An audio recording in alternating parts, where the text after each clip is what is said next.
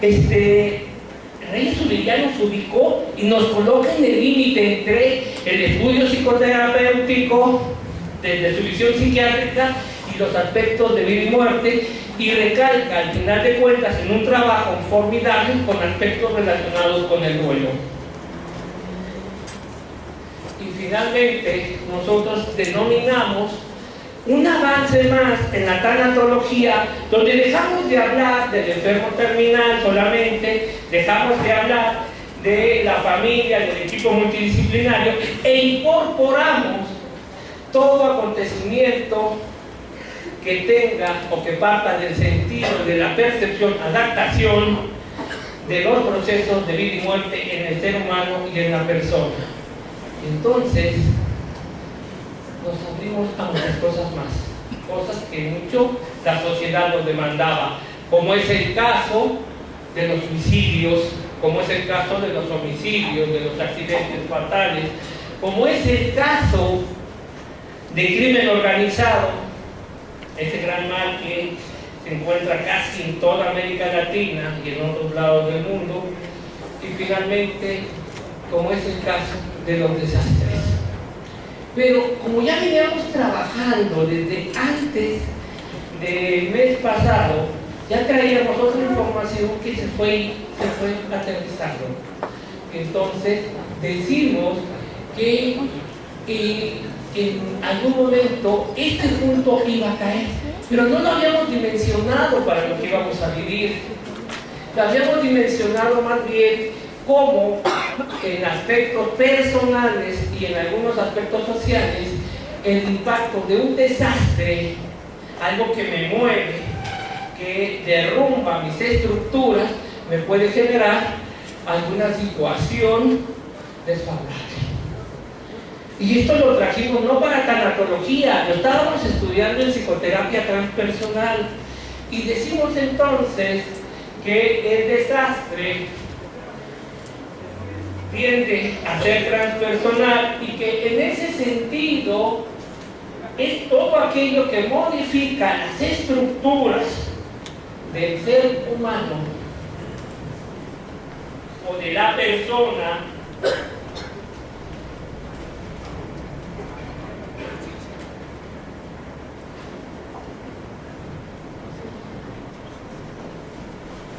como resultado de algo que hemos comentado. El acontecimiento en sí de vida y muerte solo tiene sentido por la percepción que nosotros le damos al mismo, y esta percepción se forma desde tres aristas distintas.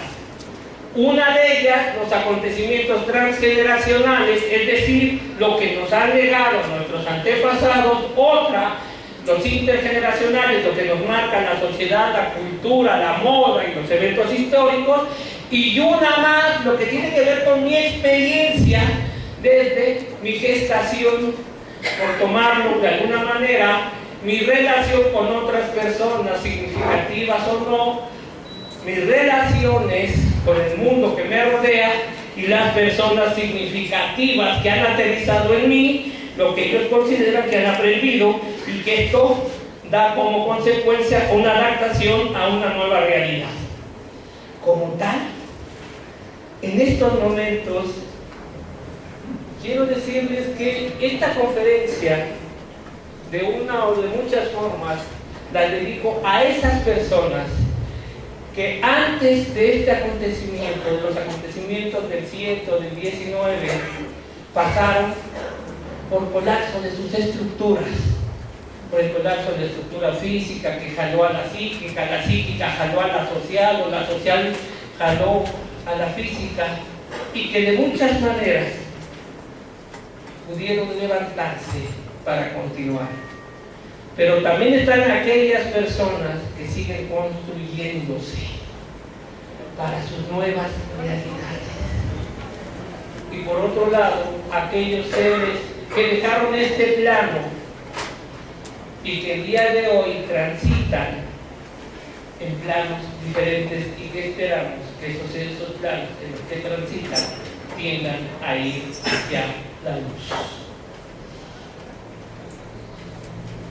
Decimos que los desastres pueden ser naturales. Lo vivimos con los terremotos o sismos. Están las inundaciones que cada determinado tiempo afectan a nuestra población o a la mayoría de los países, los huracanes, los tornados, los incendios. Todo aquello que proviene de la naturaleza. De la misma forma, tenemos los desastres sociales. Los atentados son hoy en día parte de esta mucha experiencia.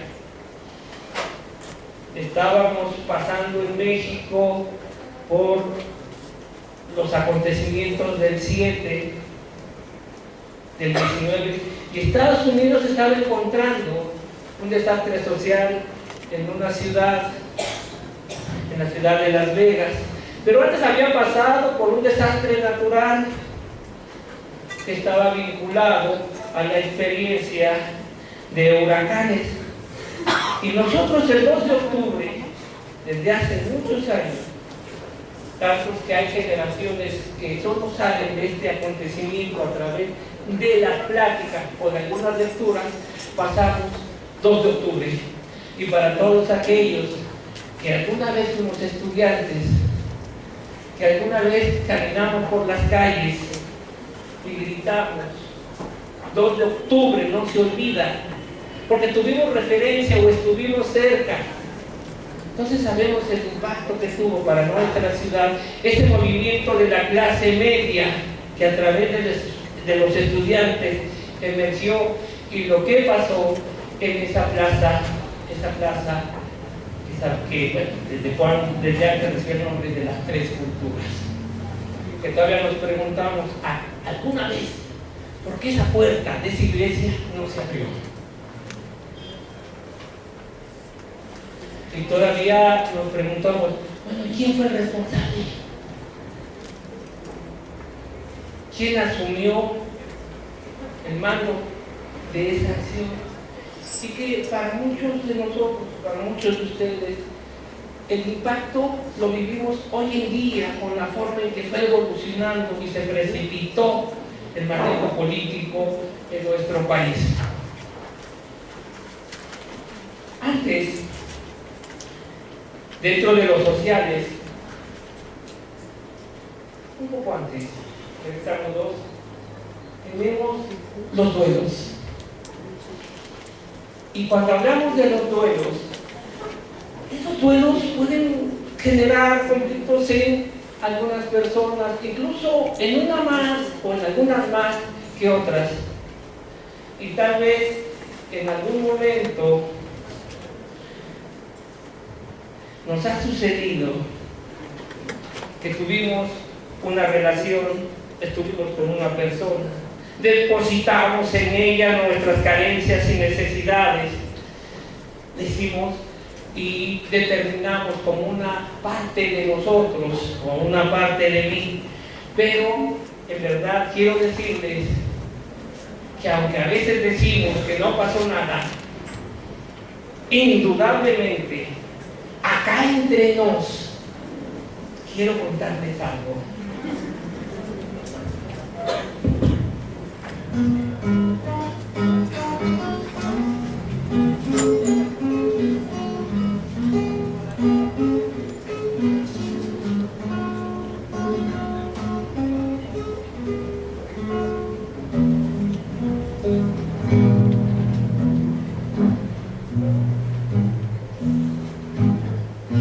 Por presumir a mis amigos les conté que el amor ninguna pena me aniquila, que pa' probarles de tus besos me olvidé y que bastaron unos tragos de tequila. Les platiqué que me encontré con otro amor y que en sus brazos fui dejando de quererte, que te aborrezco desde el día de tu traición y que hay momentos que he pensado hasta en tu muerte. Acá en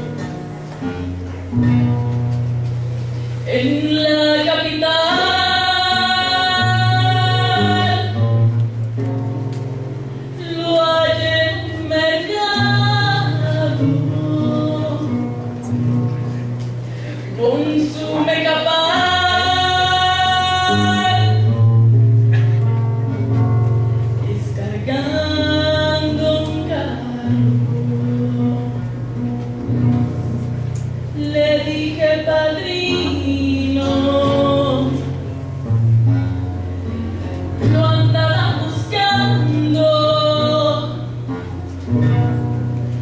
se echó un trago de vino, se quedó pensando.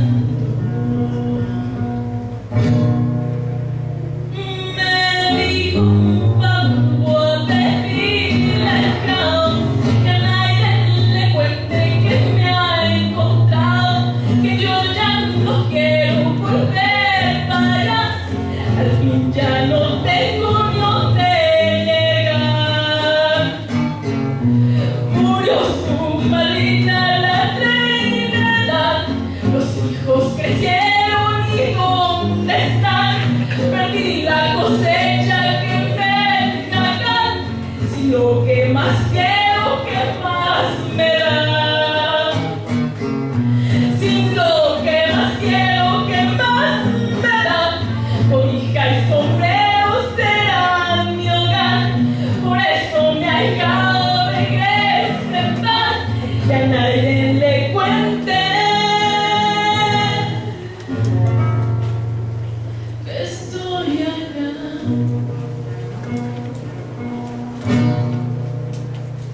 Quedamos de acuerdo, lo dejé tomando. Yo encendí un recuerdo y me lo fui fumando. Me pareció verlo en su verde monte, sonriéndole al viento y al horizonte, haciendo una mueca al ver pasar la mancha de garza rumbo al palmar. Jacinto Zenobio, Jacinto Adán, si en tu paraíso solo haya paz, yo no sé qué culpa quieres pagar aquí en el infierno de la ciudad.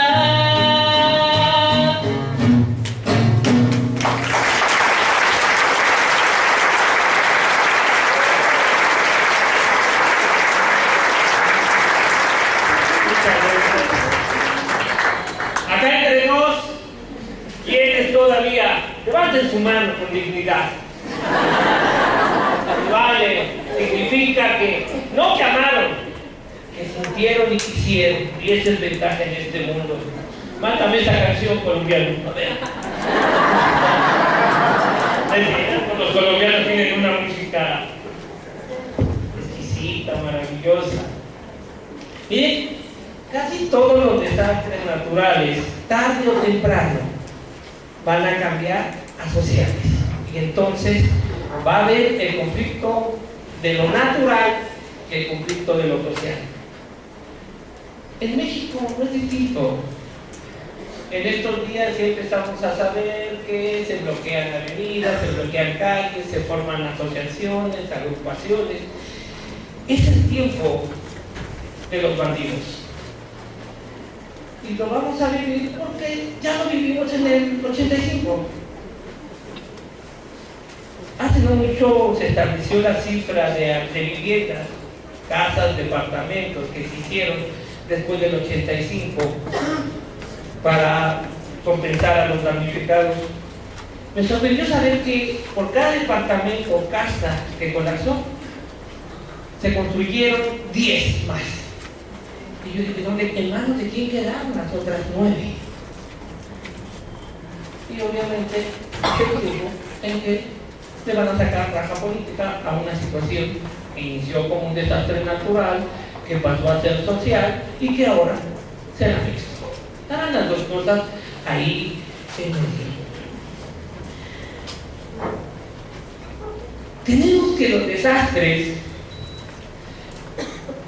pueden afectar a la sociedad o a la mayor parte de la sociedad pueden vincularse a comunidades específicas. En muchas de las ocasiones esta comunidad específica le llamamos la zona 0 y la zona 1 se ven afectados por lo natural, por lo social y lo mixto. Pero en ocasiones el desastre se evoca más a una familia, como es el caso de los duelos. Y finalmente están los desastres de una persona o personales. Los hombres en género regularmente no tenemos este tipo de acontecimientos. Casi todo lo decimos. Las mujeres, por su parte, tienden a poseerlos. ¿Por qué? Sencillo.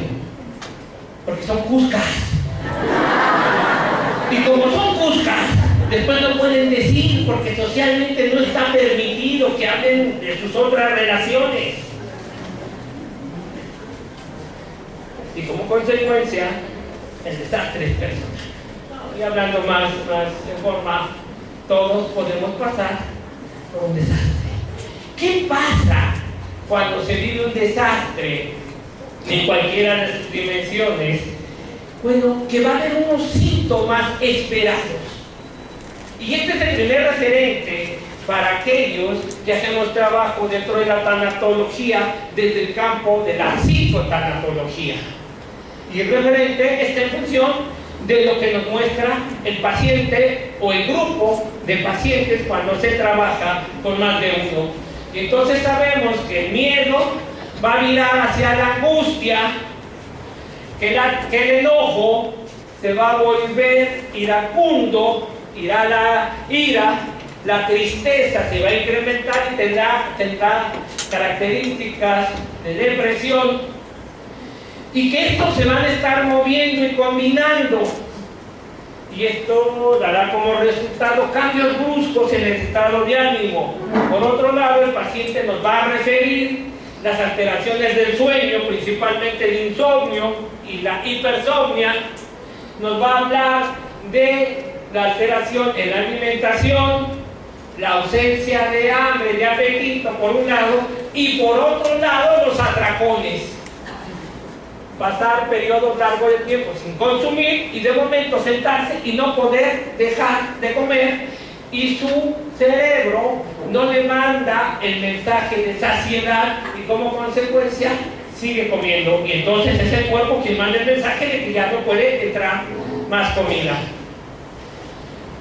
La hipervigilancia, el estar constantemente en alerta, en el caso de los duelos, el estar pensando en eso que ya no está, pero que en algún momento estuvo y que fue significativo.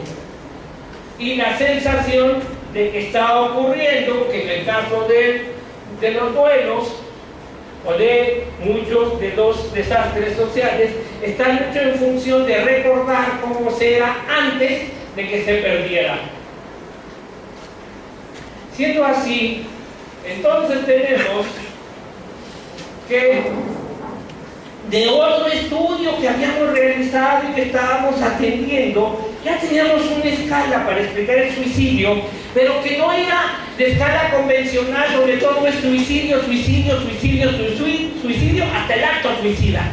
Y decíamos, en la experiencia de la psicotanatología esto no se da o no lo veíamos, pero lo que sí podíamos explicar era cómo se daba el antecedente del suicidio, y hablábamos que había etapas o fases o escaleras, y en ese sentido hablábamos de los acontecimientos transgeneracionales como base, porque esos acontecimientos están antes de que nosotros lleguemos y se van a transmitir de generación en generación, y nos van a explicar o nos explican muchos de los comportamientos que no fueron aprendidos, pero que votaron.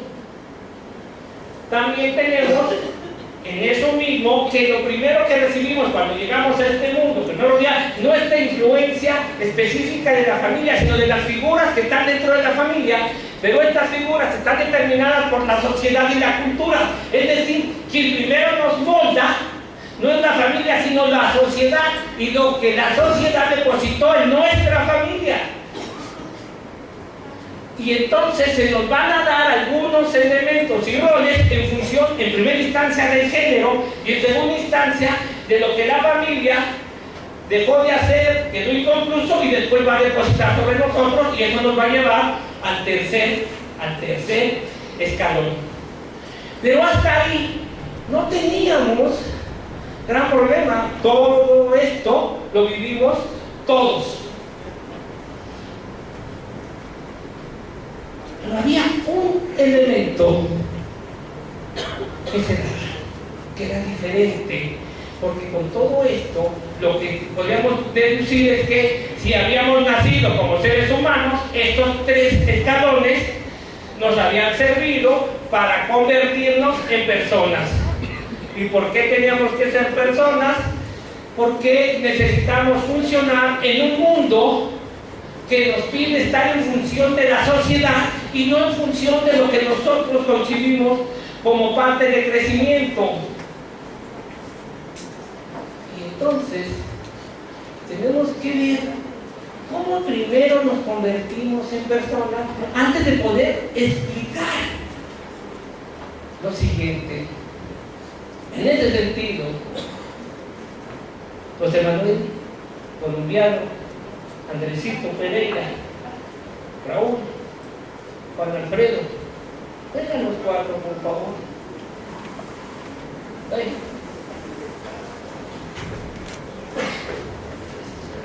Vamos a jugar por un instante. Ale, dame permiso porque estoy trabajando. Tú ya le echaste muchas ganas. ¿Cómo viene esta? Ponme en una filita. Tráiganse sus cosas, ya que estamos encarregados. Vayan por sus cosas y formen una filita. Pida, a ver a quién se la afina ahí de la. Pero ya tiene nombre, porque si no tiene nombre, después no vas a saber. Ahí está la bolsa, no importa que tenga dinero, no nos interesa. Filita. Viendo para allá. Ahí apárense, por favor. Ahora, ¿qué pasa? Necesitamos, al final de cuentas, quien va a recibir toda esa información.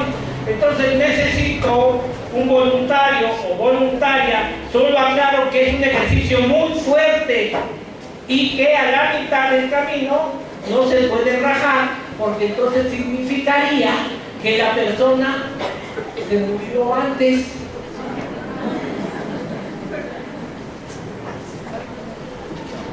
No da. ¿Sí? No aguanta. Me veo tierna, la chica. Vente para acá, tú sí se ve que aguanta. Ahorita que lo vean van a ver por qué les digo que no es tan así. Tú te vas a colocar aquí arriba. Ahora, tú sí vente, pero vente con una bolsa que puedas identificar posteriormente. ¿Quién me levantó la mano por allá? Vente con una bolsa que puedas identificar.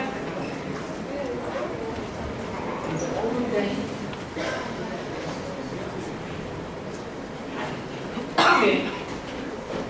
Ellos nos van a representar las cargas suicidas. Viendo hacia el frente, por favor.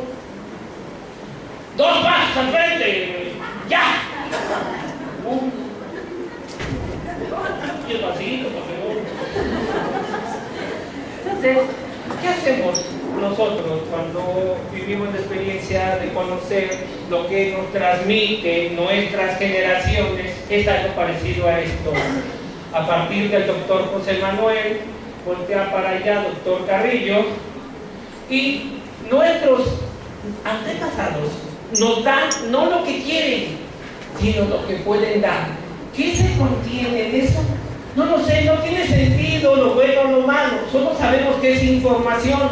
Así que, maestro, doctor José Manuel, dígale: hijo mío, te doy lo que te puedo dar. Hijo mío, te doy lo que te puedo dar. Para la siguiente generación va a acumular lo suyo y ya aparte va a girar y se lo va a pasar a su descendencia. Hijo mío, te doy lo que te puedo dar.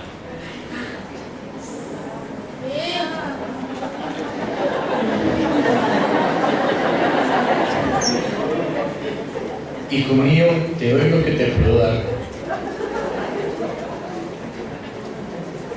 Que es lo que recibe más lo que acumule en la generación.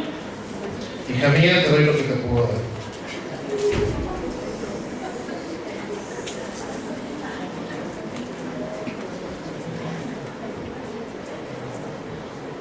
Hija mía, te doy lo que te puedo dar.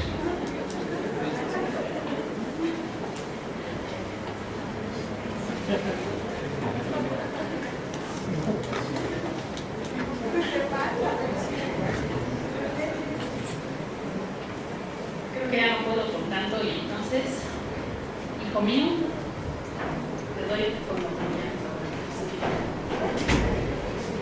Esta es una mamá que lo votó, pero no por votarlo, no le transmitió. Pero este no es el único influjo que tenemos, o la única influencia. Aparte está lo social, lo cultural, esto que les decía, que nuestro primer recibimiento de información es de la familia y de la sociedad. Así que necesito 4 personas que quieran participar, que vengan con su bolsa y por de una vez.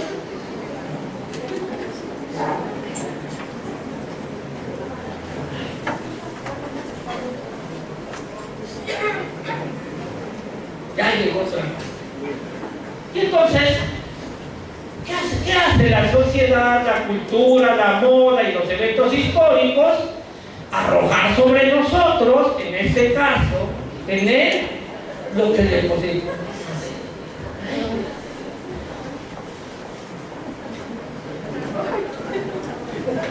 Pero hasta aquí, la mayor parte no ha recibido, porque esto tiene que ver con lo que él ha ido aprendiendo. ¿De quién es? Ahora sí, la familia. ¿Dónde está la familia? Una persona que represente a la familia con su bolsa, de la misma forma que venga las parejas, como se ve que también se le pega sabroso, para las parejas, las personas, por ejemplo, los compañeros de trabajo, otra más para los amigos, otra más, miren la madre, los significativos. Hay que escuchar, échale duda. Y seguro va a haber todos los acontecimientos que encontrar. Solamente, ya llegó, mira, era una que faltaba.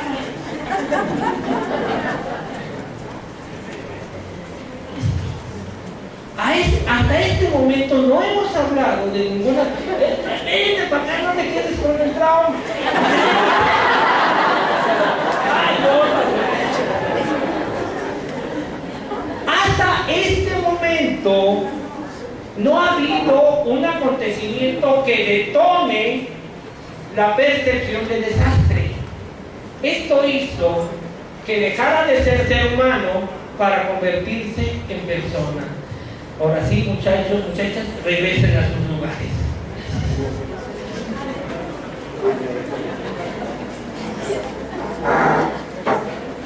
Hasta aquí tenemos que solo se hizo la transición. Así como ven ustedes a él los ve a ustedes, nada más que sin mochilas. ¿Cuántas cosas cargan? Pero se va a dar un acontecimiento más, un acontecimiento que va a detonar el desastre, que puede ser natural, puede ser social, puede ser dentro de lo social, un duelo, todo aquello que percibe. Entonces, para acá tú vas a hacer ese acontecimiento, colócate bien para acá. Ahora, tienes que poner resistencia. ¿Por qué hablamos de percepción y no del impacto de un acontecimiento? Porque ese impacto va a depender de esa percepción. Entonces, empújalo hacia allá, intenta llevarlo hacia allá y tú con toda tu resistencia. Ok, hasta este momento, ¡quieta! No hubo fuerza, él se adaptó Y mucha de la población así se adaptó. Le dicen, ¿cómo te fue? ¿Qué no sentiste? ¿Que te daba un válido? No, yo como si nada. Su percepción en este momento histórico no le impactó. Vente para acá. Ahora entre las dos vamos a pensar que fue más grande y que aquí ya hubo un impacto. ¡Viejas! Ya hubo un impacto. Estamos hablando de una persona diferente. La percepción ya fue mayor. Vente para acá. Ahora las tres van a venir por acá con toda su fuerza.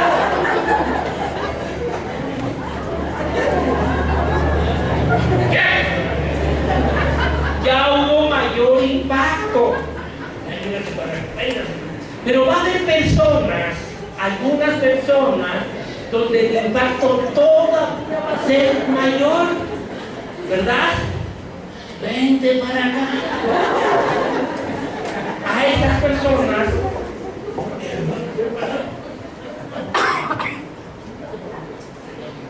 las cuatro como puedan, acomódense y vengan, tráiganlo para acá. ¿Qué pasa? Que ahorita puse 3 niveles. Uno, donde se ubicó una gran parte de la población, se cree que aproximadamente el 30%, que dice, no, ni casi no, al menos no en este momento histórico. Una segunda fase donde ya hubo una necesidad porque ya se sintió lo que nosotros llamamos carga emotiva. Y una tercera fase donde la carga emotiva es demasiado alta y la persona por sí misma no se puede ajustar. Vamos a darle un aplauso a la de carga y vengan con sus bolsas si les dieron bolsas.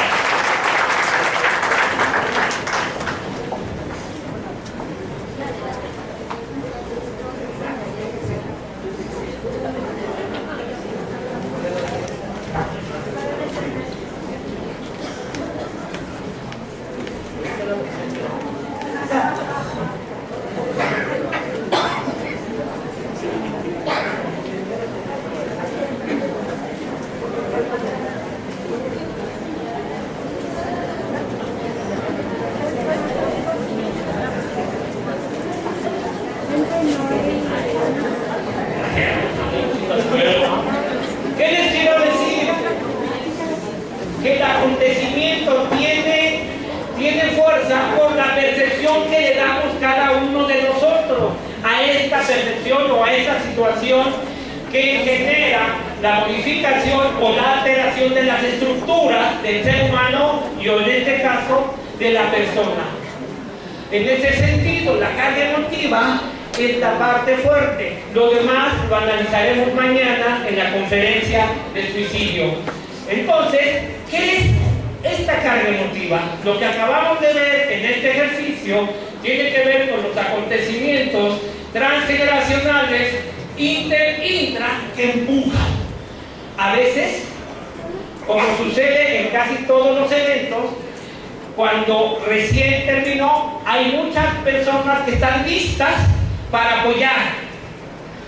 En el caso de los acontecimientos, sobre todo del 19 para la Ciudad de México, muchas de las personas que apoyamos, muchos de los brigadistas, no participan en primera instancia porque quieran ayudar, participan porque no se pueden quedar fuera de la historia. Este es el primer motor, el ser parte de algo que está aconteciendo y que va a ser trascendente. Y claro está que esto puede juntarse con la experiencia de ayudar. Entonces son dos motores, el ser parte de la historia y querer apoyar o querer ayudar. Pero tenemos que tener cuidado con respecto a esto, porque cuando alguien se presenta después de que pasa la primera fase y quiere quedarse ayudando sin tener los elementos, debe de saber que pueden darse situaciones desagradables, porque mucho de lo que en un principio se decía por la tanatología, que todos podíamos ser instrumentos de Dios para ayudar, era un dicho en la tanatología kunderiana, no era tan así. Porque ¿qué pasa cuando tú detonas una carga emotiva y no sabes cómo controlarla? Entonces ven, no voy para acá y voy a hacer un símil con estos refrescos. ¿Qué pasa cuando alguien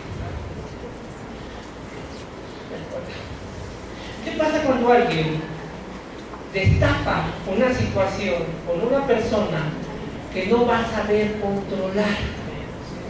Entonces, dentro de la persona hay esto.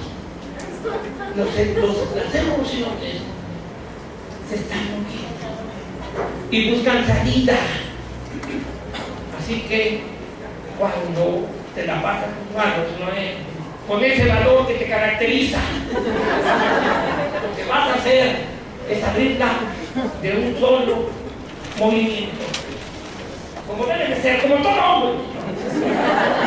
¡Va! ¡Ahora!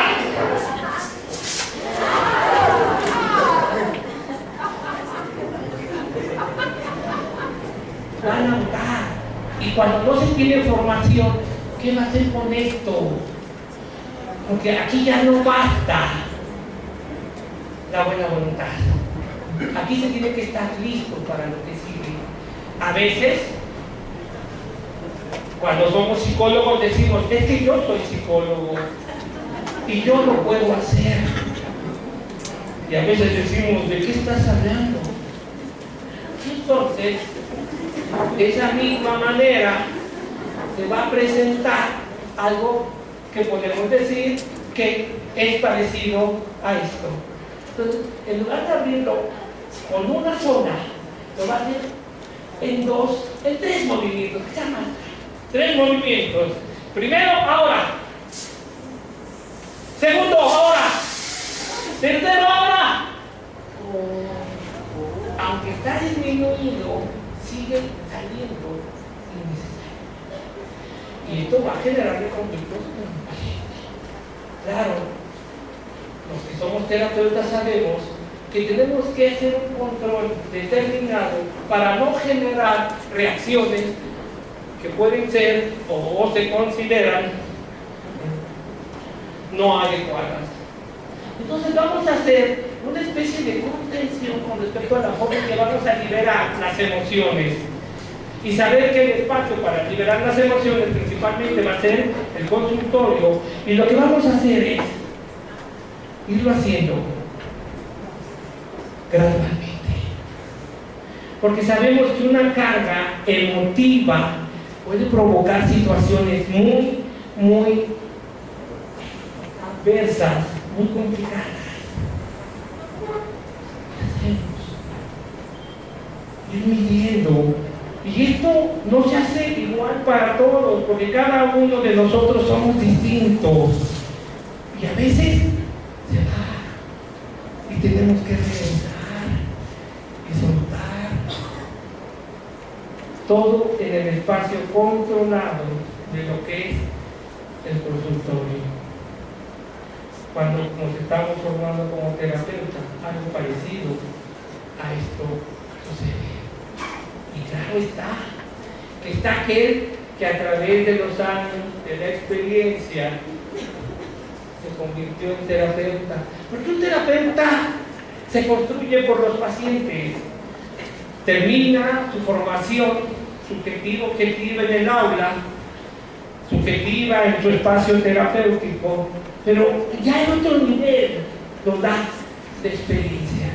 El saber cuándo empezar a ver, cuándo liberar, porque es conveniente liberar, cuándo apapachar al paciente, darle contención, cuándo nuevamente apretar y pedirle que a través de un ejercicio vivencial pueda explicarnos lo que está sintiendo. nuevamente contener, cuándo estimular. A veces, cuando vamos a ocupar una técnica como la de frustración. A veces, tal vez simplemente que se vea desde afuera, en un cambio de roles. O tal vez tengamos que trabajar los sueños a través de una técnica junguiana de simbolización de lo que representa el inconsciente. Quizás así, porque ya hablamos de algo que va a ser un proceso y que se va a llevar algo de tiempo, porque esa es la cuestión, que no por hacerlo rápido los resultados son mejores. Y en ese sentido llegará un momento en que el paciente por sí mismo se puede regular. Entonces estamos hablando de la maravillosa experiencia del crecimiento. Entonces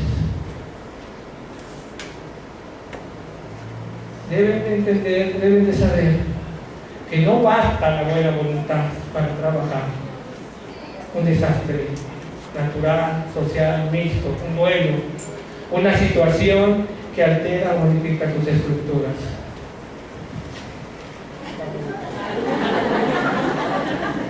Acordándome que es viernes. Muchas gracias, muchachos.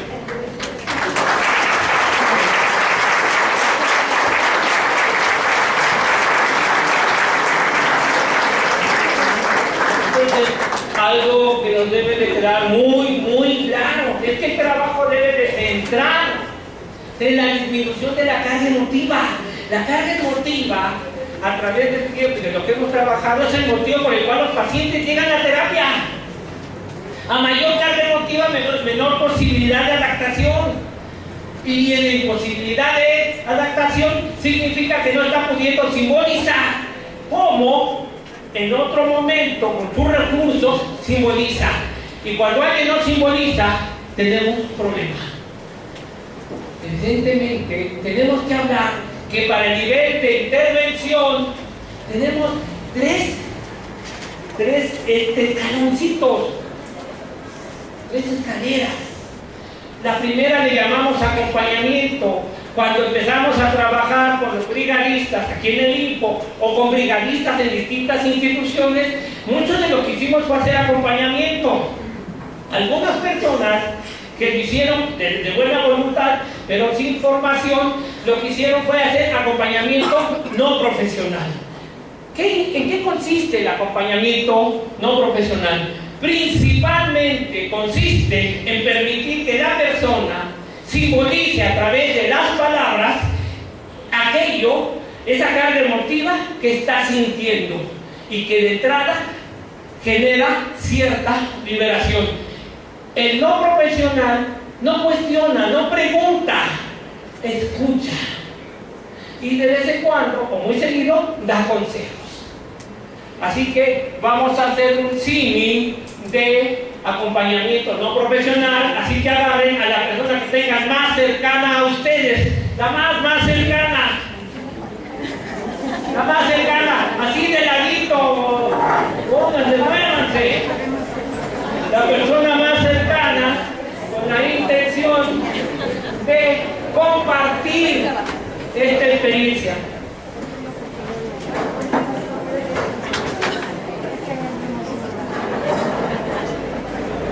¿Ya están? Ahora escojan quiénes hay, quiénes ve.